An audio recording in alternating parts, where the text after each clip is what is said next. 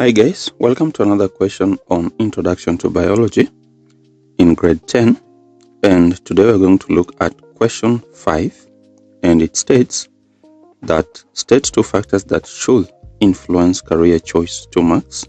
B, state 2 factors that should not influence career choice, 2 marks.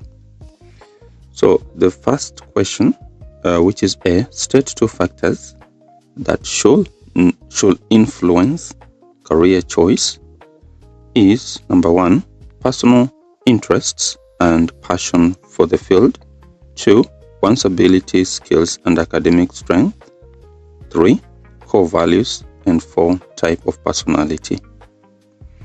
So for question B, which was state 2 factors that should not influence career choice, 2 marks, was peer pressure or trends.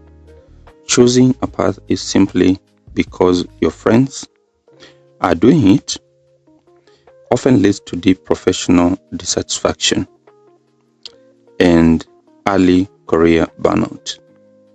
Secondly, expectation of instant wealth. Selecting a professional solely for high starting salary ignores your actual skill and the daily realities of the job. And the third one, other ambitions.